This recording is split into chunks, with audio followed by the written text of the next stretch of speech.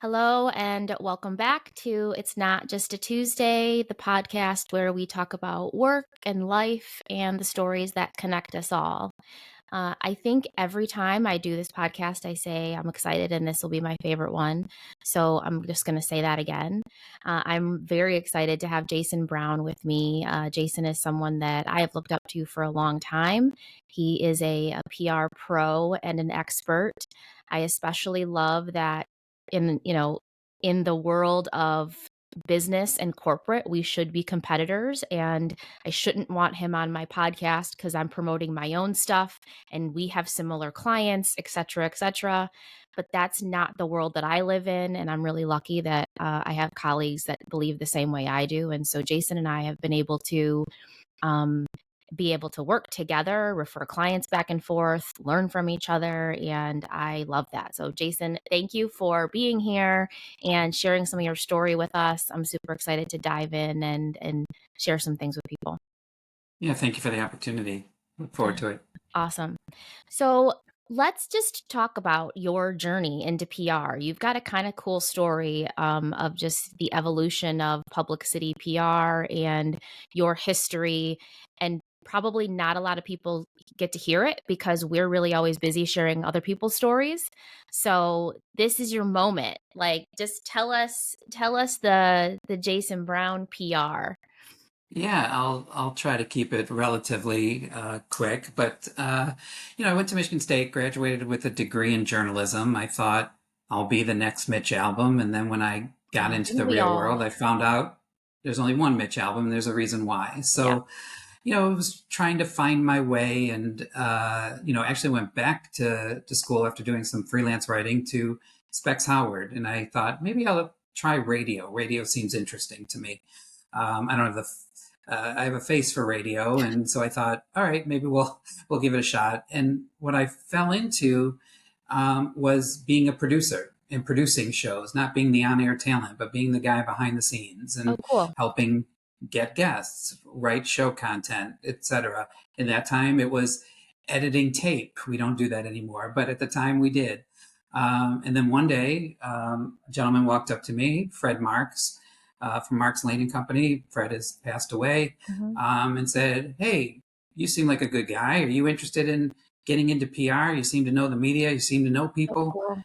And I said, "How much does it pay?" He said, "Oh, about 15,000 more than you're making now." I said, "Sold. Yeah, right. Thank you, radio station. It's been nice working with you, but I'm going to go try this PR thing." I And love that it. was actually probably in the late '90s, Okay. and it just stuck. I enjoyed it. I had to learn the business side of it, but I had contacts, and I'm like, okay, I need to write a press release or tell somebody's story because we're storytellers, and then just get it in the hands of the right people. And Great.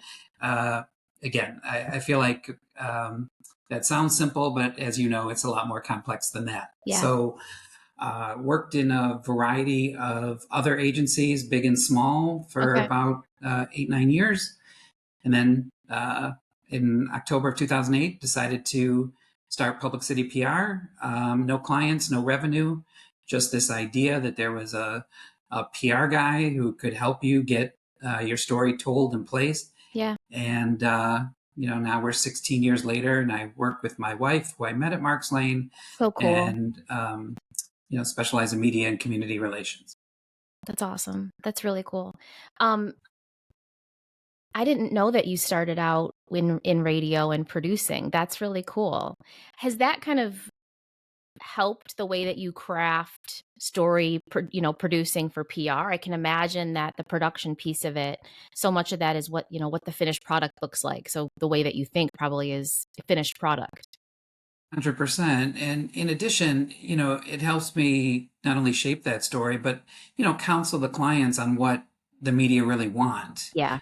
Because I've been there. So, when they question, are you sure we can only have one guest, not two? Yes, I'm pretty sure, they prefer one microphone, one person for 2 minutes, so, I sort of get it as far as, because, it's a double-edged sword. Yeah. You could be friends with the media and no clients, or you can have no clients and be Right. friends with the media. So, It's a fun little or have dance. relationships with. Yeah. Yeah. Well, and I think too, like, when you're storytelling, a lot of people have an idea about what a good story is. And so I think, in your world, how do I joke all the time that in anymore, I think in headlines. Like that's the way my mind works, right? I'm always Mhm. thinking in a headline or a tagline or a news soundbite. When I think of anything, it's okay, what would this sound like when somebody clipped it, And so, just in normal life, I probably think that way.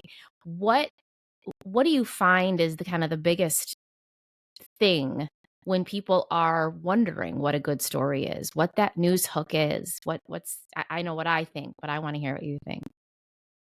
Yeah, I mean, again, there's a variety of factors, right? Like how many people does it affect? Like, a lot of clients really something is just good for them, but then they want to promote it, but it really doesn't benefit the community or the Yeah. audiences that Yes. so, it's counseling them on what really is news. And, Mhm. I try to look at things from a not only an objective lens, but a common sense lens. Like Mhm. I want to do what's right for my client, but in the same token, I want to do what's right for the media and then the end Yeah. user. I have this diagram somewhere that says, "Here's you, here's your audience. There's this middle wall called the media, and how do you break down that wall to get to your Yeah. ultimate audience?" And I think it's about where it ends up is how does it benefit that individual. If the media Mhm. sees that you're giving away $1 million or you're discounting something to that's normally $10 and now it's $1, Mhm. or again, even if there's this one special person at this nonprofit or at this business that's been there 50 years and dedicated their life to that business. I mean, Yeah. again, it's just about how does it end up benefiting the end user, and that's Right. the lens I try to look at things from. Yeah. Well, and I think that is like the diagram piece, right? The news is also wanting to tell stories, right? That they have the same job as we do in a different way. I think that's where when we come from journalism, we think in the same way is, they want to tell a good story and their goal for storytelling is going to be different than ours because ours is the client.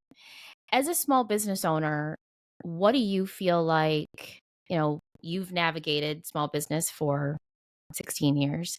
Um, you know, what do you feel like people are missing when they are are trying to grow their business and share their story?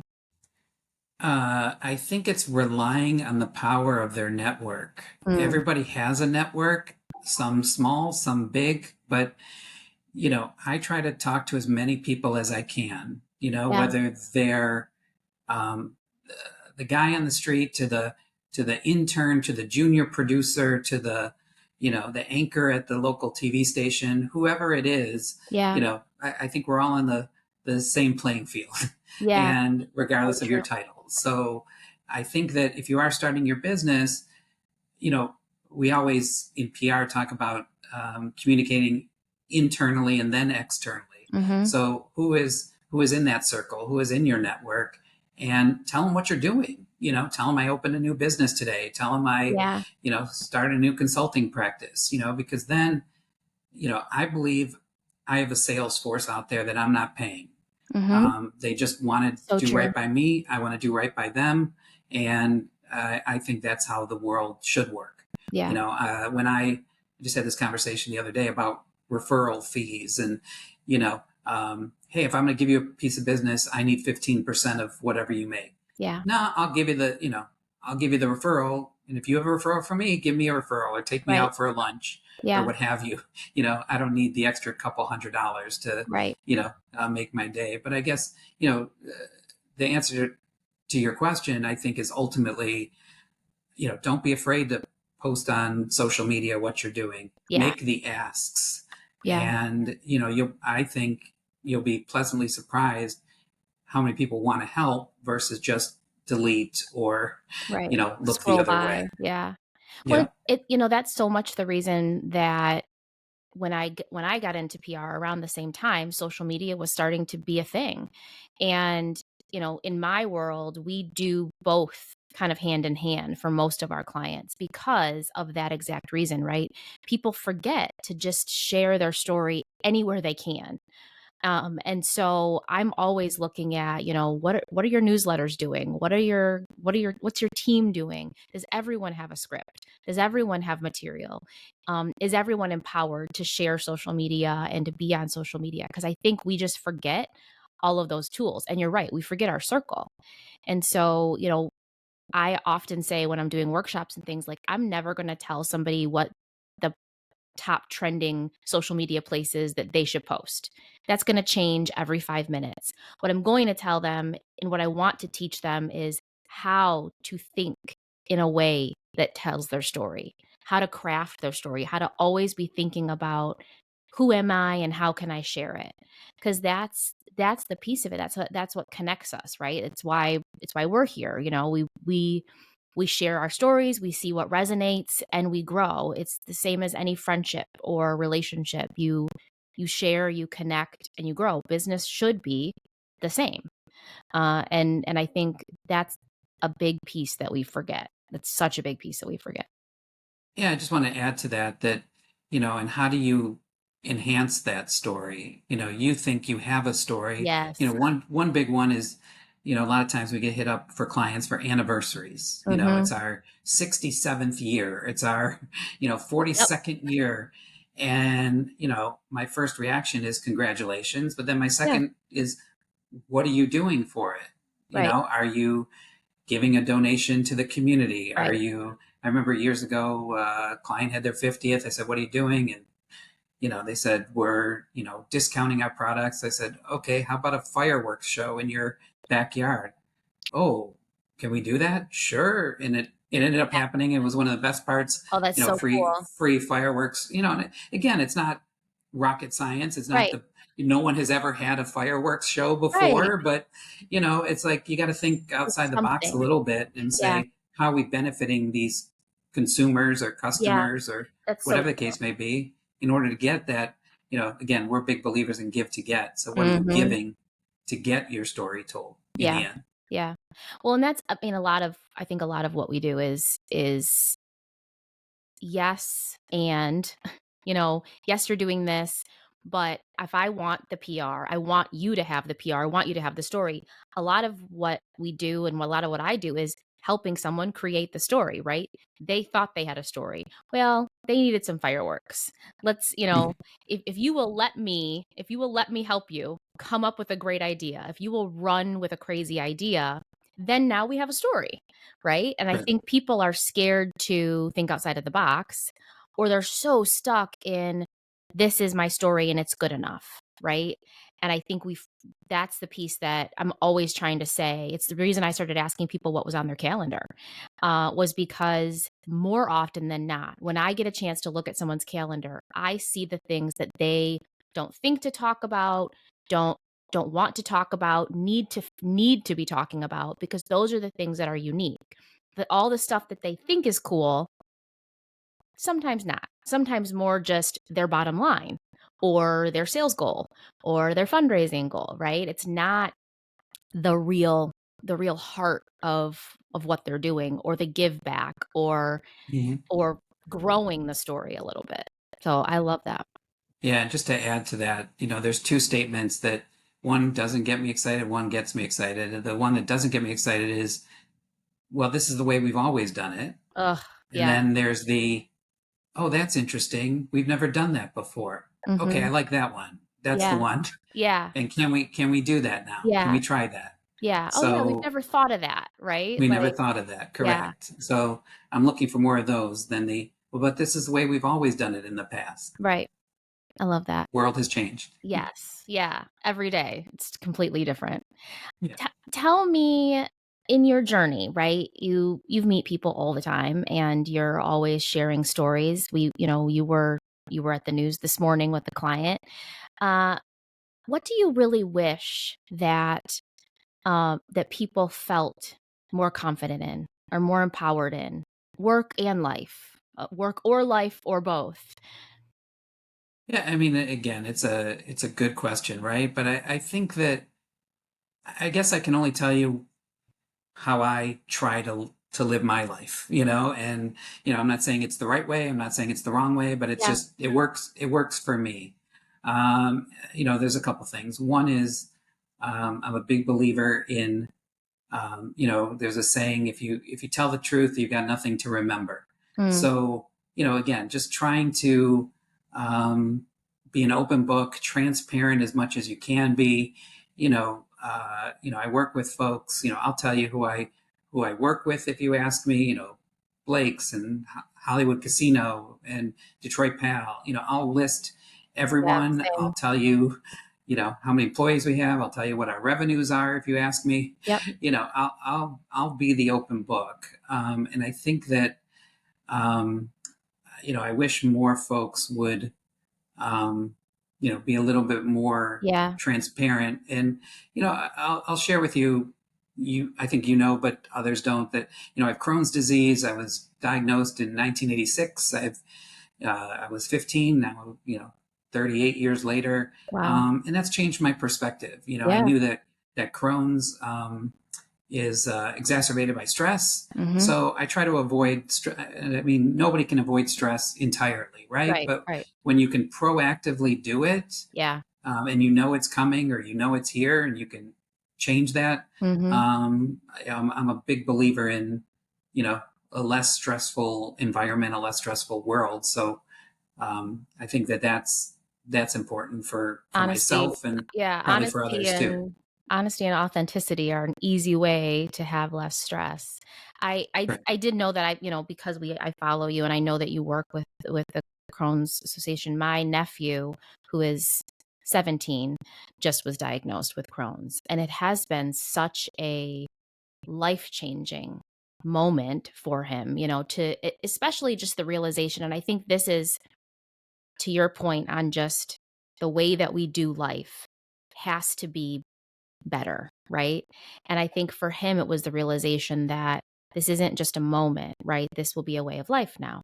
And I have to change the way I think about everything. And I talk about that a lot because I'm really open and honest about, my mental health and the thing, my diagnoses and things that I struggle with. And, you have to realize that life is life. This is the whole journey, right? Yes, there are little moments here and there, but it's the reason that I do what I do in the way that I do. I had lunch with a friend this week, and I said, it wasn't on purpose that I worked for myself. It was because the box of corporate America just really didn't work for me. And I had to find a way to do what I loved, to move forward, to build a career in a world that really didn't have a spot for me about 10 or 15 years ago, right? It just didn't work. Fast forward post COVID, and with a better understanding of mental health and stressors and the way that our bodies work, more people are able to get jobs and have flexibility and work life balance. But that wasn't the way in, the 90s and the early 2000s still.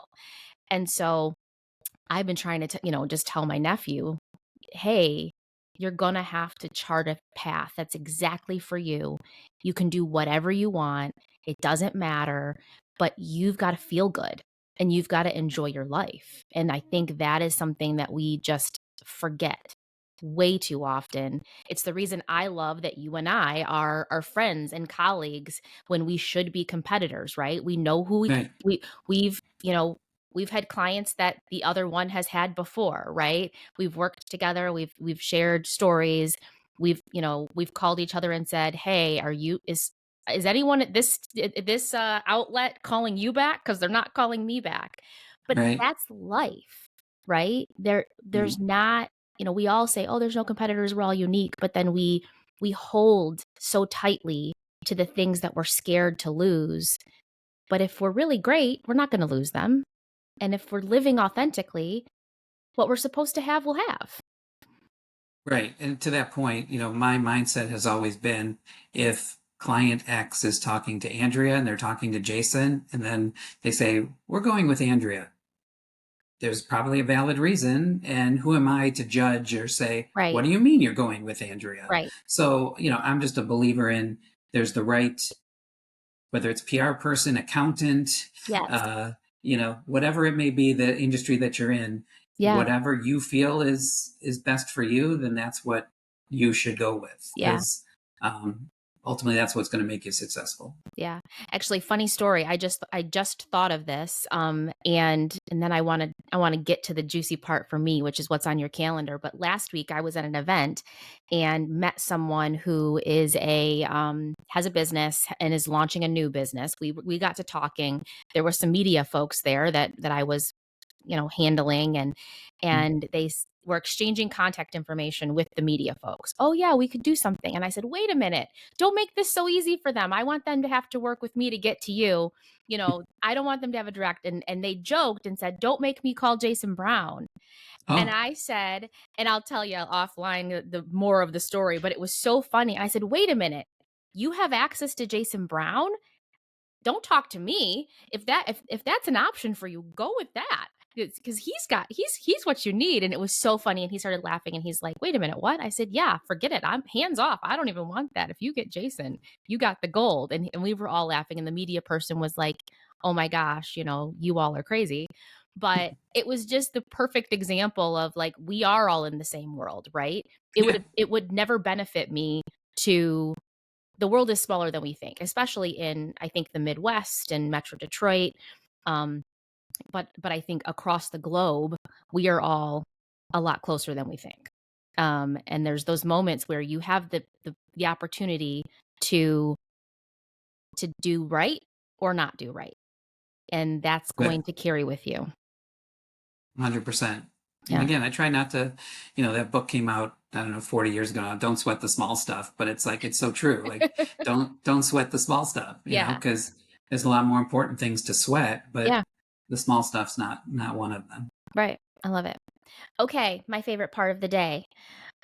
So the reason that I do this, and I know you've watched a few podcasts or listened to a few podcasts.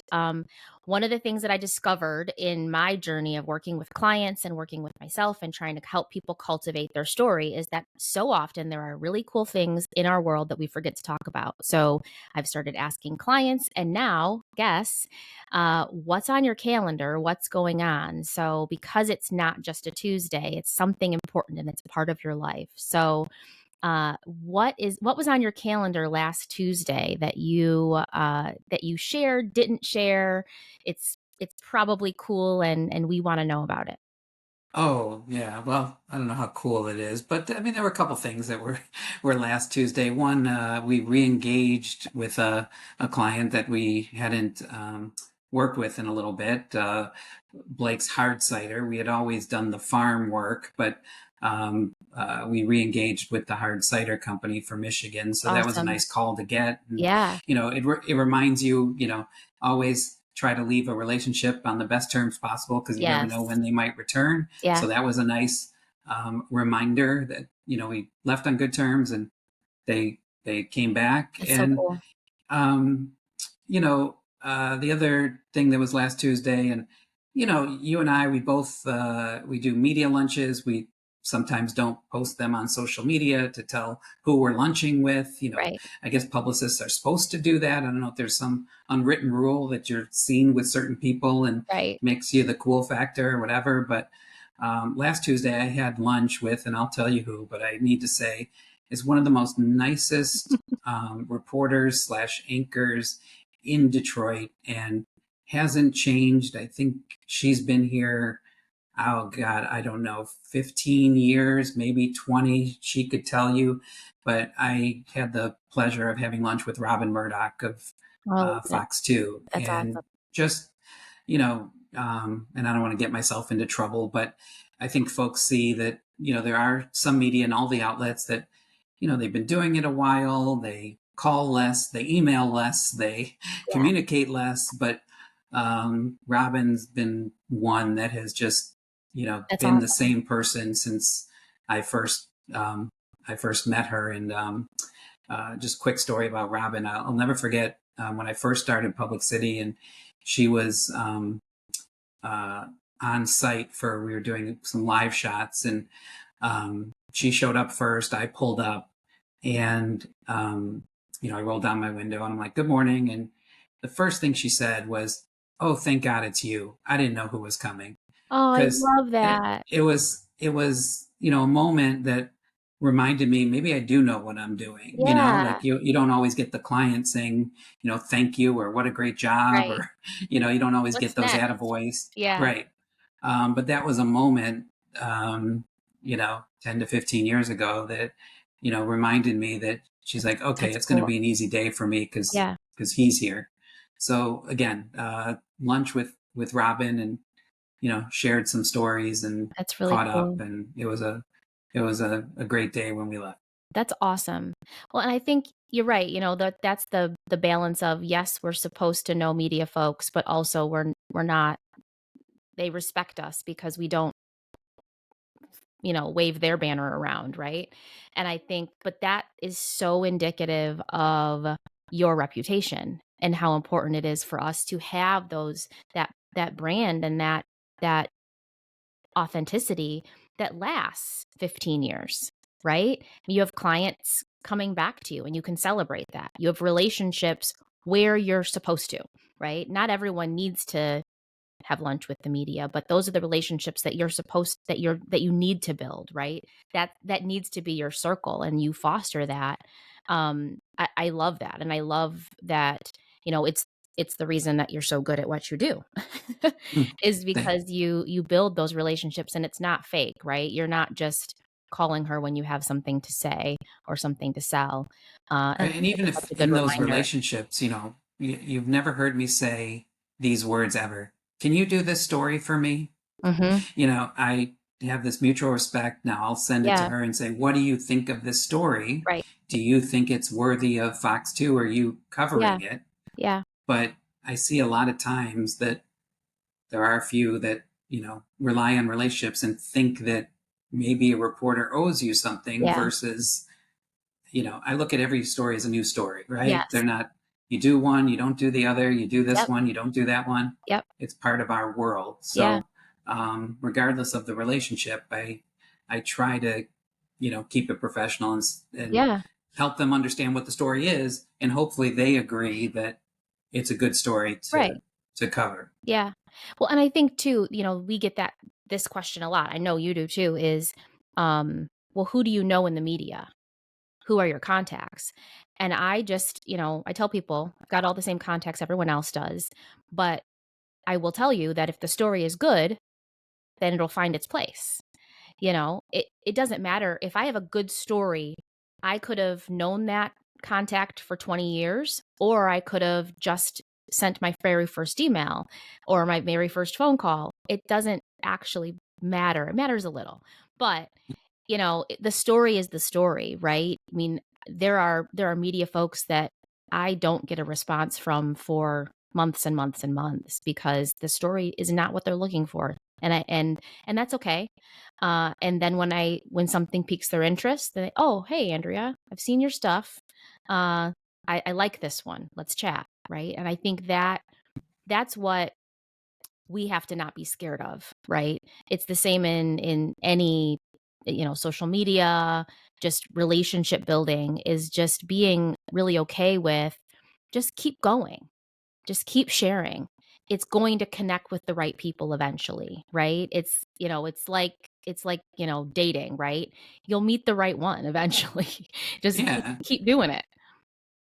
And, you know, even if you don't have a budget right now for a PR person or whatever the case may be, and you want to start looking online and seeing who the reporters are. Yep. And, you know, I would say don't give up just because they don't like the first story. Yes. You know, wait a month and try them again and see if they like another story. You Yep. know, it's not instant. PR is It's the long the game. tortoise versus the hare, you know, Mhm. advertising sort of the hare where Yeah. I can get something up tomorrow if I pay for it. Right. So in that case, you know, I guess my tip is, you know, if you want to develop your own relationships, Yeah, great, for but sure. just make sure you have the right elements to make up the story and not trying to Yeah. benefit yourself. I love it. Thank you. That I love that we got to spend some time together. Parting thoughts. I would love to just kind of hear from you. What's going on in your world that you want to make sure that people know. who do you want to call you? Who's your ideal client? What do you want to what's the Yeah, legacy you want to leave with folks? it's a great question. I am blessed that, I started this journey as a solo practitioner, and now I work with my wife, and we have a couple of contractors, and I'm probably one of the worst salesmen out there. I'm going to say that right away because, I don't cold call folks. I don't, I want them to hear about me from somebody else Yeah. or see my work on social media, whatever the case may be. But I don't know if there's an industry per se, but it's just those folks that say, "Wow, how did they get on TV?" or "How did they get that Yeah. story?" We've got good stories, or I think ultimately that's the type of person or client or business that we're looking for. It's not, I need another restaurant to promote, or I Right. want a local doctor to call us today, but it's just more, folks that believe they have um, their stories to be told, and they're looking for experts to help them shape and place those stories. I love that. That's really cool. Awesome. Well, thank you so much for spending some time with me today. It Right. is always a good Tuesday when you can hang out with people who get what you do and kind of do it alongside you in the world. It's not just a Tuesday. I'm Andrea Walker-Leidy. Thank you, Jason Brown, PublicCity PR. We'll have Jason's information and ways to get in touch with him. Please connect. Again, Jason's really cool. If you want to work with Jason, work with Jason. If you want to work with both of us, we'll find a way to make that happen too. We can do that. But he really is someone that I look up to, and I'm really grateful that we've been able to have some time together today. Thank you again. I appreciate it. Thank you. Join us on another Tuesday. Thanks.